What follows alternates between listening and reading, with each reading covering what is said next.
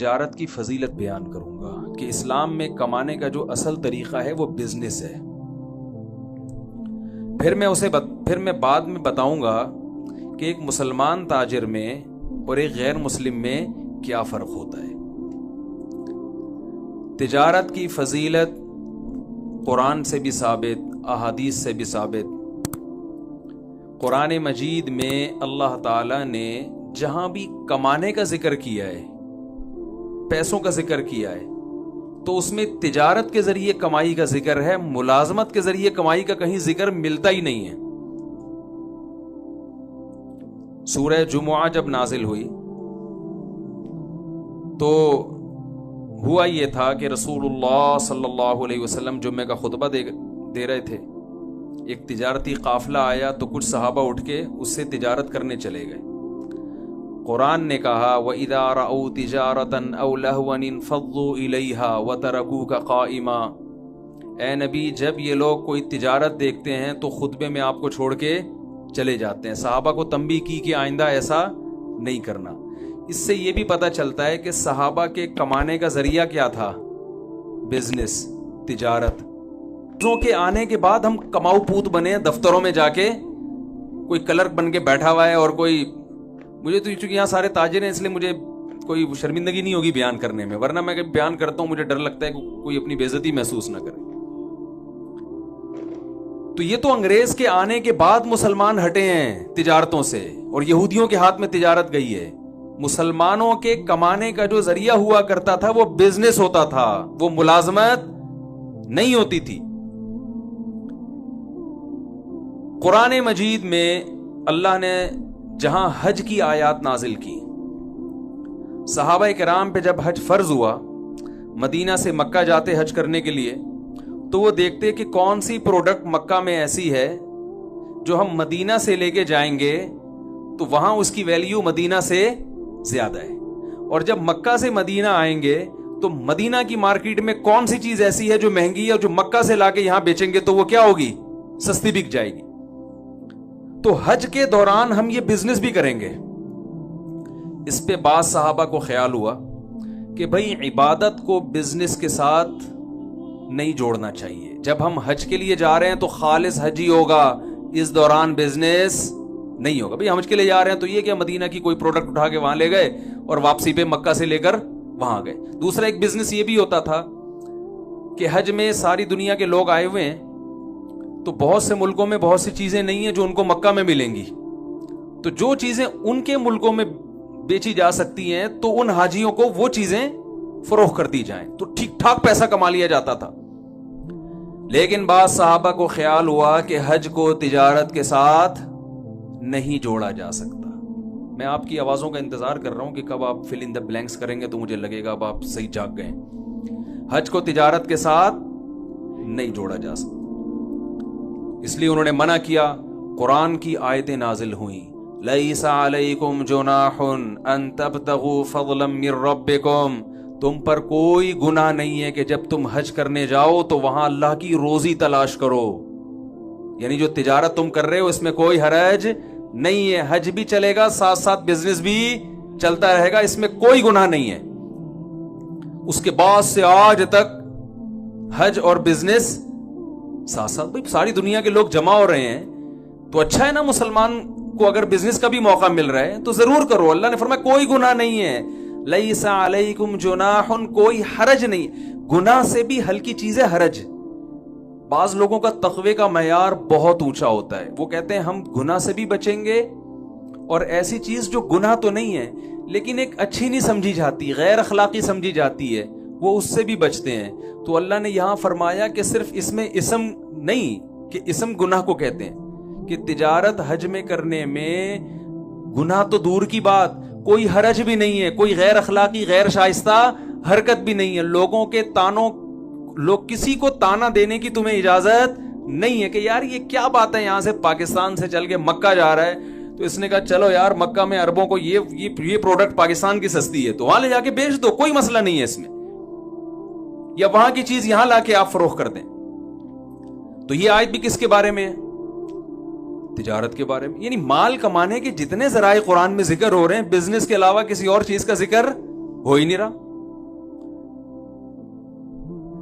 اور چلتے ہیں ہم. جب رسول اللہ صلی اللہ علیہ وسلم کو اللہ نے عربوں میں نبی بنا کے بھیجا تو اللہ نے اپنی نعمتیں گنوائیں عربوں پہ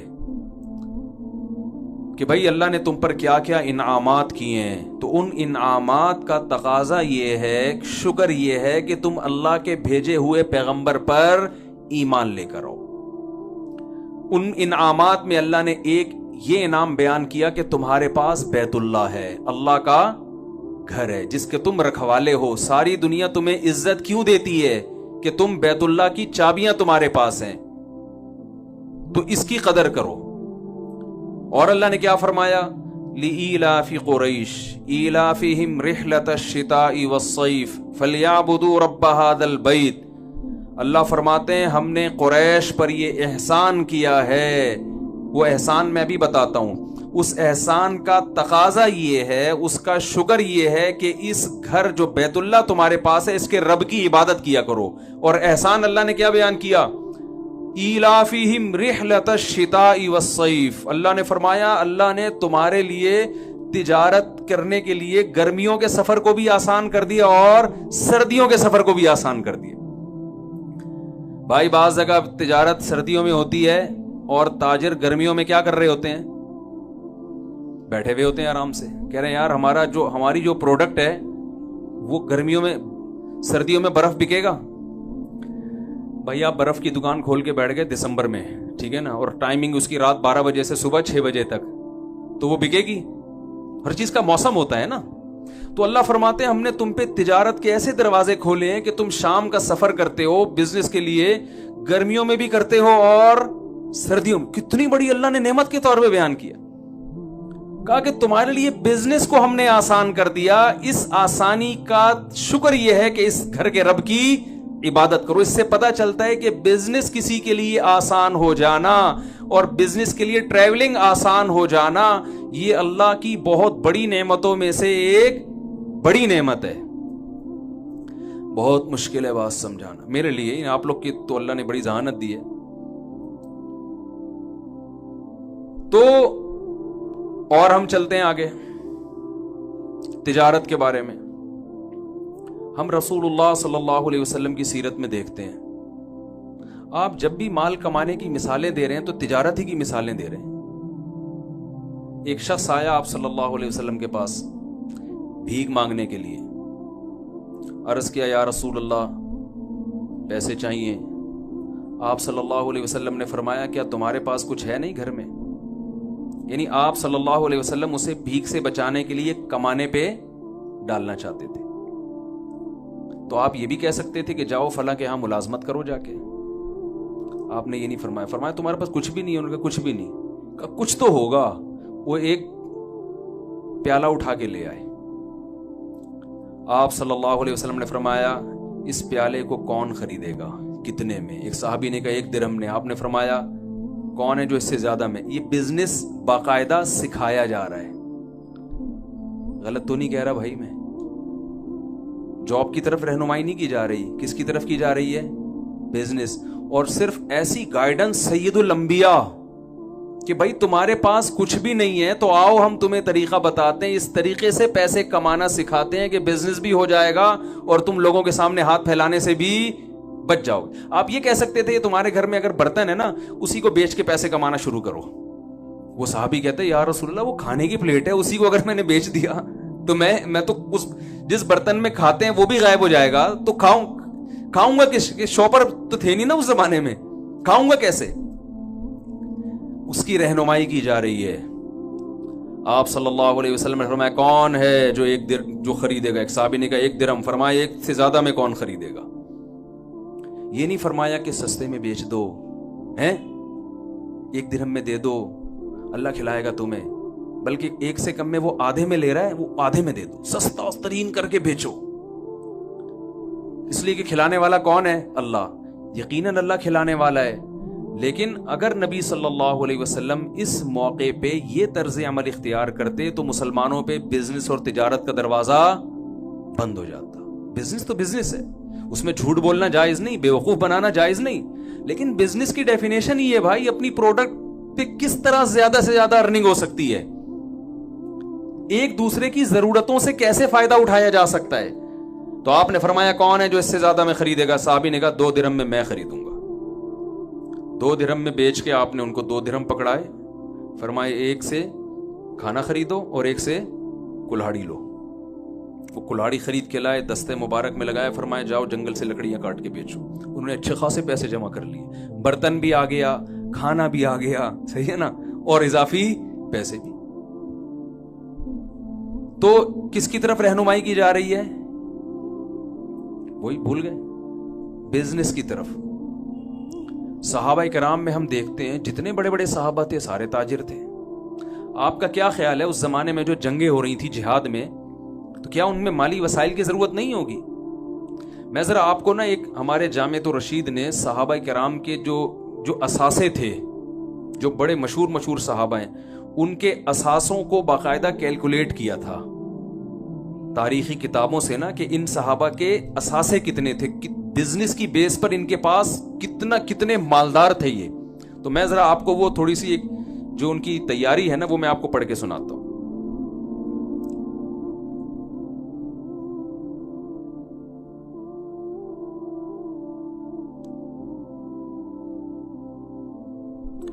حضرت ابو بکر رضی اللہ تعالی, یہ جامعۃ الرشید نے پوری تحقیق کر کے تاریخی کتابوں سے صحابہ کے اثاثے نکالے, سرمایہ کتنا کس کے پاس تھا. حضرت ابو بکر رضی اللہ تعالیٰ عنہ کے پاس 40,000 درہم چاندی تھی, جو کہ آج کے حساب سے 58 کروڑ روپے بنتے ہیں. میں سمجھا پا رہا ہوں اپنی بات؟ اتنے بڑے بڑے رتبے والے صحابہ تھے, ان کے اثاثے کتنے تھے؟ 58 کروڑ روپے. حضرت عثمان رضی اللہ تعالیٰ عنہ کے پاس موجودہ دولت کی تفصیل کچھ یوں تھی: 3 کروڑ 5 لاکھ چاندی کے درہم, 1 لاکھ سونے کے دینار, اور خیبر, وادی قرا اور کنویں کی صدقہ کی گئی دولت کی مقدار 2 لاکھ سونے کے دینار. اس کے ساتھ ربضہ کے مقام پر ان کے 1000 اونٹ تھے. اگر ہم ان ابن کثیر کے پیش کردہ اعداد و شمار کو حتمی مانیں تو سونے اور چاندی کی موجودہ قیمت کے اعتبار سے جو حضرت عثمان کے اثاثے بنتے ہیں 11 ارب 90 کروڑ 5 لاکھ روپے. یہ کس کے اثاثے تھے بھائی؟ بولو نا یار, کیا ہو گیا بھائی؟ تو میں آپ کو پیسے کمانے کی ترغیب دے رہا ہوں. آپ پہلے مولوی سنیں گے یار ہمیں پیسے کمانے کی ترغیب دے رہی ہے, لیکن میں اس کو سیٹنگ پہ لاؤں گا ابھی, ٹھیک ہے نا. تو کتنے اثاثے ہوئے؟ 11 ارب 90. یہ باقاعدہ تحقیق ہے, یعنی ایسے ہی نہیں ہے کہ ایسے کسی نے اندازہ.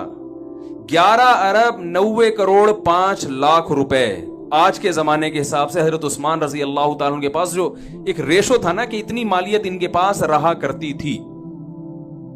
عبد الرحمن ابن عوف رضی اللہ عنہ کا نام بھی آپ نے سنا ہوگا. یہ انہوں نے ایک موقع پر جو ہے نا جہاد میں 40,000 درہم دیے ہیں, جو 58 کروڑ روپے بنتے ہیں. جس نے 58 کروڑ کا چندہ دیا ہوگا, تو چندہ تو آدمی اپنی آمدن میں سے کچھ حصہ نکالتا ہے نا بھئی. ایسا تو نہیں ہوتا کہ آپ کی چندہ دے کے آپ خود چندے کے مستحق بن گئے تھوڑے دنوں میں, ایسا تو نہیں ہوتا نا. اپنی انسان جو ارننگ کا ذریعہ وہ تو سنبھال کے رکھتا ہے نا.